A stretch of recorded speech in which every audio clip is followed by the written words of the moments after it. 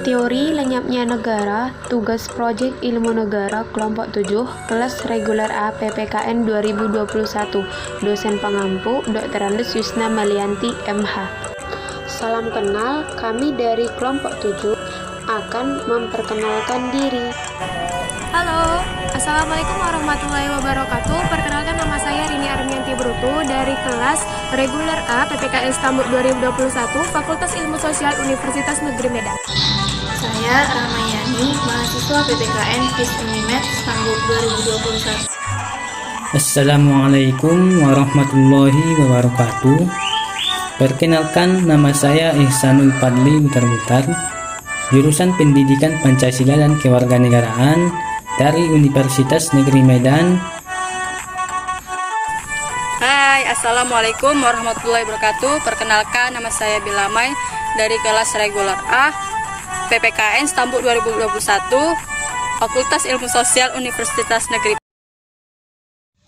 Baiklah, untuk kali ini kita akan membahas tentang teori lenyapnya negara.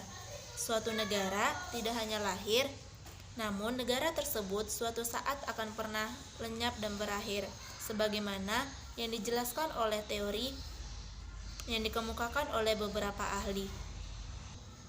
Bagaimana menurut pandangan teori dan beberapa ahli mengenai teori lenyapnya negara? Yuk kita bahas satu persatu. 1. Teori organisme, yaitu pada mulanya negara muncul, berkembang, dan mencapai tahap take off lepas landas maju dan mencapai negara superpower. Namun lama-kelamaan negara tersebut hancur dan lenyap. Yang kedua, teori anarkis. Menurut teori ini, suatu negara tersebut adalah suatu susunan tata paksa yang cocok diterapkan untuk masyarakat yang masih primitif. Teori yang ketiga yaitu teori mati tuanya suatu negara. Nah, menurut teori ini, suatu negara sebagai susunan tanda paksa tidak perlu dihapus atau diperangi demi hancurnya negara tersebut, karena negara tersebut akan lenyap sesuai hukum yang berlaku. Lalu, apa sih itu penyebab hancurnya suatu negara? Nah, lenyapnya suatu negara dipengaruhi oleh dua faktor. Yang pertama, faktor sosial, dan yang kedua, faktor alam. Yang pertama, faktor alam. Kenapa suatu negara tersebut lenyap? Disebabkan faktor alam. Nah, alasannya adalah negara tersebut hancur dikarenakan adanya faktor-faktor alam yang mempengaruhinya, seperti gempa bumi, banjir, longsor, dan lain-lainnya. Yang kedua, faktor sosial. Maksudnya di sini adalah suatu negara tersebut lenyap dan hancur disebabkan oleh faktor-faktor sosial yang mempengaruhinya. Seperti apa? Contohnya, seperti adanya peperangan. Awalnya negara tersebut sudah berdiri dan diakui oleh negara lain. Akan tetapi, karena adanya faktor sosial dari negara lain, negara tersebut pun menjadi hancur. Negara yang lenyap sangat banyak kasus kita jumpai pada kehidupan sehari-hari. Nah, dari penjelasan materi yang tadi, maka pada video ini kami mengangkat sebuah kasus mengenai teori lenyapnya negara, yaitu adanya negara yang tanpa disadari telah hilang dari peta abad ke-21. Untuk itu, mari kita dengarkan penjelasan dari rekan saya.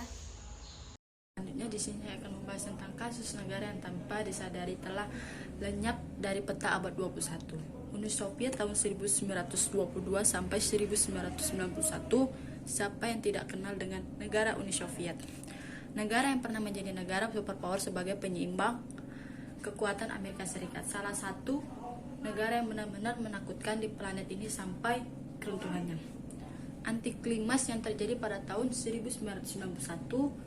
Selama 7 dekade ia berdiri sebagai benteng kokoh paham komunis dengan semua ketidakberdayaan yang menyertainya. Uni Soviet berdiri dalam kekacauan setelah pecahnya Imperium Tsar Rusia setelah Perang Dunia ke-1. Bertahan dan berkembang pusat meski kebijakannya ekonomi sentralistik seperti yang pernah dianut Indonesia dulu. Uni Soviet bahkan berhasil mengalahkan Nazi Jerman pada Perang Dunia Kedua ketika tidak ada yang berpikir bahwa Hitler dapat dihentikan. Akhirnya setelah runtuhnya tembok Berlin pada tahun 1989 dan runtuhnya komunisme di Eropa Timur, Uni Soviet runtuh dan pecah menjadi tidak kurang dari 15 negara berdaulat dengan salah satu negara terbesar adalah Republik Rusia. Yang kedua, yaitu negara Yugoslavia 1918 sampai 1992. Yugoslavia adalah negara hasil dari perpecahan Kekaisaran Austro-Hungaria setelah Perang Dunia I. Pada dasarnya terdiri dari bagian-bagian Hungaria dan negara bagian asli Serbia.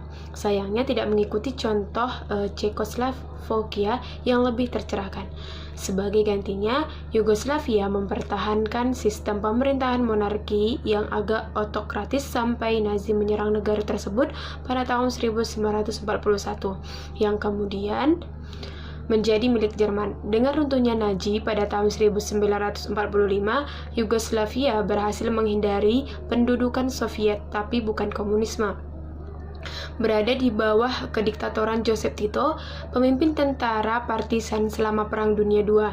Kemudian, Yugoslavia menjadi republik sosialis otoriter sampai tahun 1992, sebelum akhirnya terjadi perang sipil. Negara tersebut kemudian pecah dan terbagi menjadi 6 negara yang lebih kecil, yaitu terdiri dari Slovenia, Kroasia, Bosnia, Serbia, Macedonia, dan Montenegro. Setelah kita mengetahui kasus dari teori lenyapnya negara, begitu pula dengan teori-teorinya, maka yang ketiga, hal yang harus kita ketahui yaitu bagaimana cara kita sebagai mahasiswa dapat mempertahankan suatu negara menjadi negara yang utuh. Untuk itu, adapun dari kelompok kami sebagai berikut. Cara yang bisa dilakukan sebagai mahasiswa untuk tetap mempertahankan suatu negara agar tidak lenyap dan tetap kokoh ialah dengan menumbuhkan sikap bela negara. Seperti yang kita ketahui, sebagai masyarakat Indonesia, menumbuhkan sikap bela negara merupakan satu hal kewajiban kita sebagai warga Indonesia. Karena menumbuhkan sikap bela negara merupakan satu cara agar kita bisa meningkatkan rasa cinta kita terhadap bela negara dan akan memperkuat kecintaan kita terhadap negara Indonesia dan akan mempertahankan keutuhan negara Republik Indonesia. Dan diharapkan dengan menumbuhkan sikap cinta bela negara, maka suatu negara itu akan tetap bisa kokoh dan berdiri.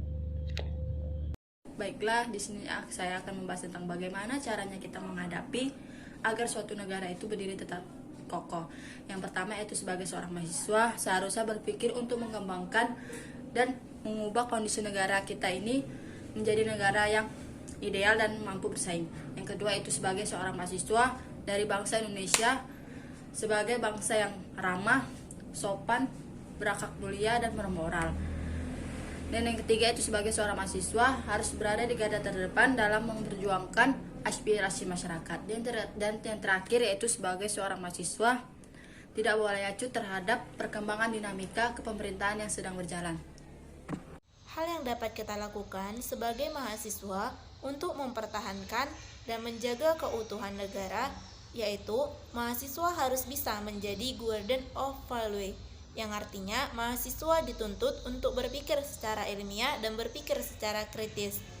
Selain itu, sebagai mahasiswa juga diharapkan untuk menjaga nilai dan juga tata norma dalam kehidupan masyarakat, sehingga dapat menjadi contoh yang baik bagi masyarakat. Terutama kita yang dari jurusan Pendidikan Pancasila dan Kewarganegaraan, seharusnya kita dapat mencontohkan hal-hal yang baik bagi negara dan juga dapat mempertahankan dan turut serta dalam keutuhan negara. Maka, dengan cara-cara yang telah kami sebutkan tadi, kita akan dapat mengatasi suatu permasalahan mengenai teori mengenai lenyapnya suatu negara dan bagaimana cara kita untuk turut ikut serta dalam mempertahankannya. Menurut pendapat saya, agar suatu negara tetap berdiri dengan kokoh, yaitu dengan memegang teguh Pancasila dan Undang-Undang Dasar tahun 1945 sebagai dasar negara, saling menghormati, saling menghargai antar sesama bangsa Indonesia, menjaga persatuan dan kesatuan, membentuk pertahanan dan ketahanan yang kuat dan tidak mudah tergoyahkan oleh negara lain, dan mengabdi kepada negara. Attention!